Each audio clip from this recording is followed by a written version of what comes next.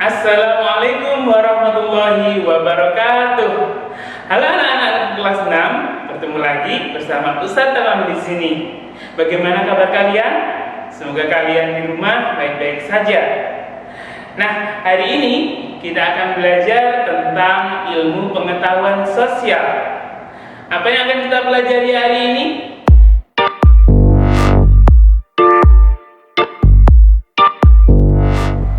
Nah, untuk IPS hari ini kita akan belajar di KD 3.3. KD ini sudah pernah muncul di semester 1. Apa isinya KD 3.3? Kita lihat kompetensi dasarnya. KD 3.3 yaitu membahas tentang bagaimana kita menganalisis posisi dan peran Indonesia dalam kerjasama di bidang ekonomi, politik, sosial, budaya, teknologi, dan pendidikan dalam lingkup ASEAN. Serta di KD 4.3 yaitu menyajikan hasil analisis tentang posisi dan peran Indonesia dalam kerjasama di bidang ekonomi, politik, sosial, budaya, teknologi, pendidikan dalam lingkup ASEAN.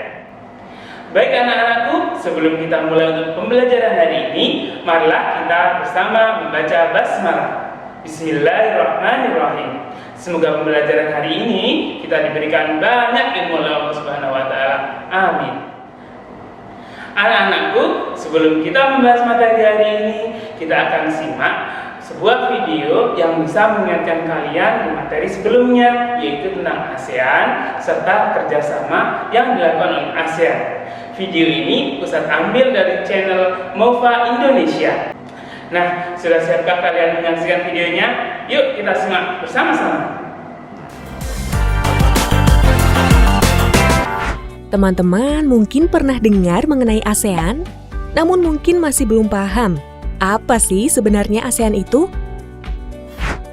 ASEAN atau Association of Southeast Asian Nations adalah organisasi regional yang memayungi negara-negara di kawasan Asia Tenggara, yaitu kawasan kita dan tetangga-tetangga dekat kita.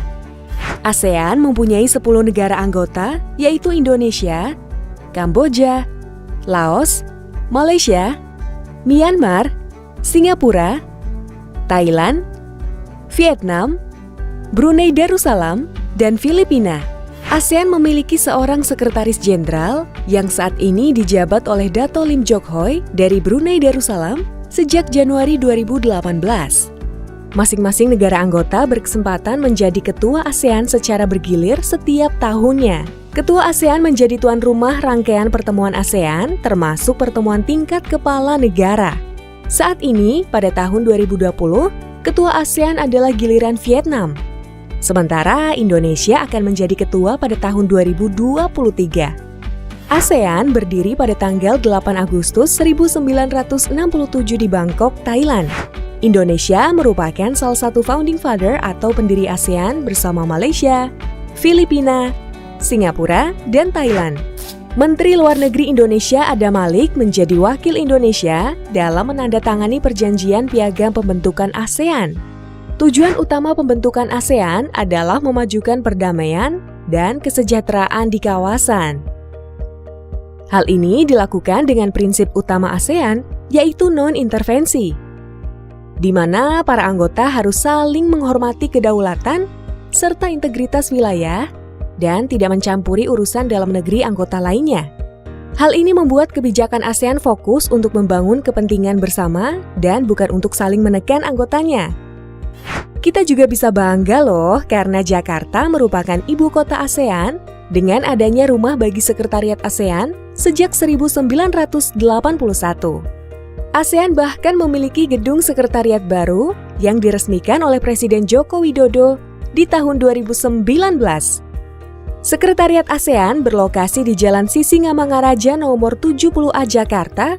Di dalam gedung inilah berbagai keputusan strategis ASEAN dibahas dan diputuskan. Untuk memenuhi tuntutan dinamika global dan lebih berkontribusi kepada masyarakatnya, Pada tahun 2015, ASEAN bentuk konsep masyarakat ASEAN atau ASEAN Community untuk pererat integrasi anggotanya hingga di tingkat masyarakat.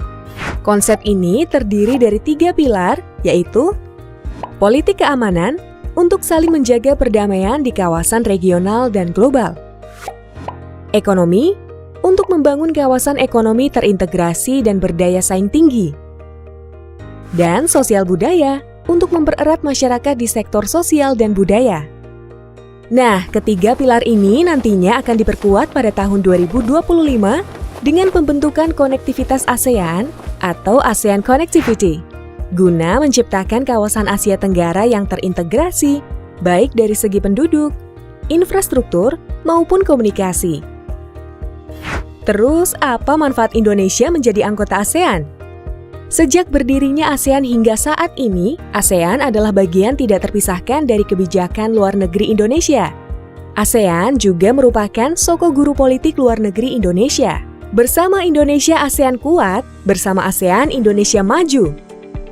Pertama, ASEAN adalah wadah pemersatu negara-negara Asia Tenggara untuk saling tolong-menolong dalam menghadapi tantangan kawasan dan global seperti bencana alam, krisis ekonomi, konflik kepentingan, hingga pandemi global. Masalah-masalah yang Indonesia tidak sanggup untuk menyelesaikannya sendiri, seperti situasi pandemi COVID-19 yang sangat butuh usaha bersama. Kedua, ASEAN adalah mitra strategis dan pasar besar bagi investasi, perdagangan, dan sumber daya manusia Indonesia.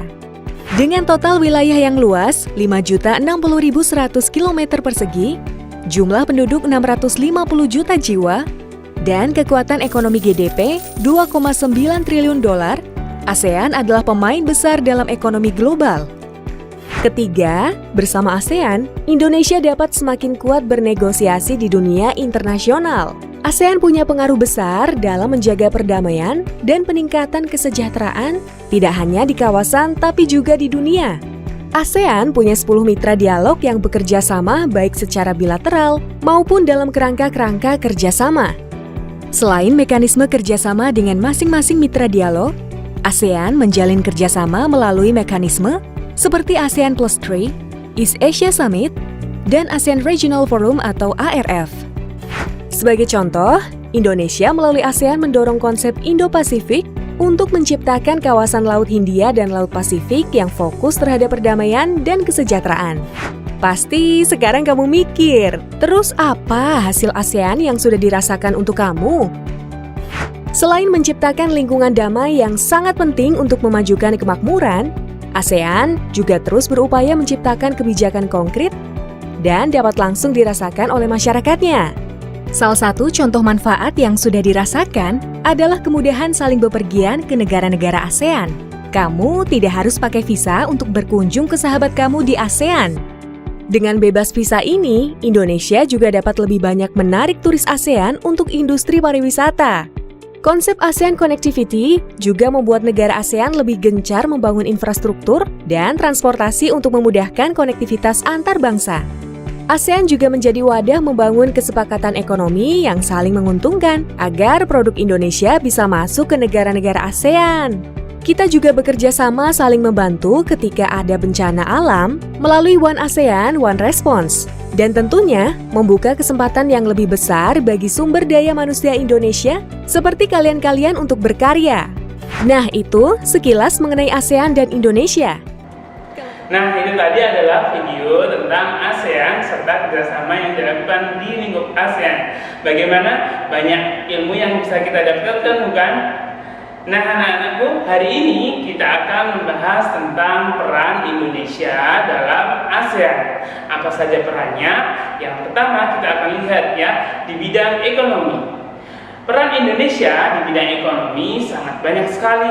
Nah, ini Ustaz sajikan hanya 3 peran saja.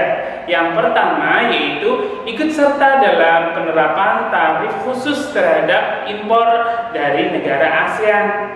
Kemudian yang kedua adalah meningkatkan kualitas sumber daya manusia dan kualitas barang dan jasa yang diekspor ke negara lain yang ada di lingkup ASEAN.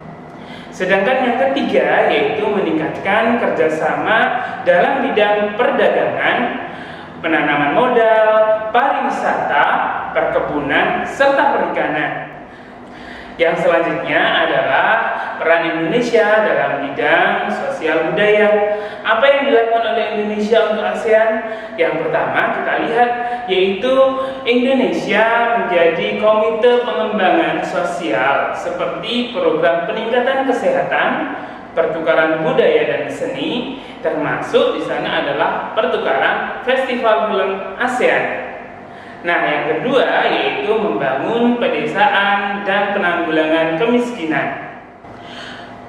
Peran Indonesia dalam bidang sosial budaya selanjutnya yaitu Indonesia terlibat dalam organisasi penelitian dan pelatihan pertanian internasional, yaitu biasa disebut dengan Institut Penelitian Padi Internasional atau dalam bahasa Inggrisnya yaitu International Rice Research Institute. Ini bertujuan untuk mengurangi kemiskinan dan kelaparan. Kantornya berada di Filipina. Peran sosial budaya Indonesia selanjutnya yaitu ikut berperan aktif dalam penyelenggaraan pesta olahraga SEA Games yang diadakan setiap 2 tahun sekali dan melibatkan 11 negara di kawasan Asia Tenggara. Kita bisa lihat beberapa contoh gambar yang ada di SEA Games, ada permainan sepak bola, kemudian silat, serta olahraga-olahraga yang lain.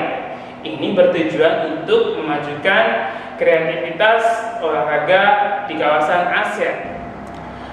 Selain peran ekonomi dan sosial budaya yang dilakukan oleh Indonesia di lingkup ASEAN, Indonesia juga berperan dalam bidang pendidikan.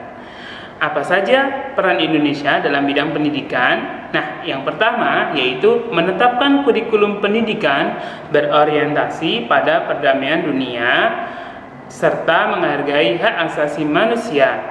Kemudian yang kedua yaitu melakukan pertukaran pelajar dengan memberikan beasiswa pendidikan kepada pelajar berprestasi. Kemudian yang ketiga yaitu membentuk kelompok penelitian dengan negara lain di kawasan ASEAN. Dan yang terakhir, peran Indonesia dalam bidang pendidikan yaitu memberikan dukungan bagi kegiatan riset serta pengembangan iptek dan inovasi nasional ASEAN atau bisa disingkat dengan Iptekin ASEAN. Peran Indonesia yang terakhir yaitu peran Indonesia di bidang politik. Apa saja peran Indonesia di bidang politik? Nah, yang pertama yaitu ikut bekerja sama dalam penanggulangan nafza. Apa itu nafza? Yaitu penanggulangan narkotika, psikotropika, dan zat aditif yang lain. Dan yang kedua yaitu mendukung kesepakatan kawasan ASEAN sebagai kawasan ZOFAN atau kawasan yang damai, bebas, serta netral.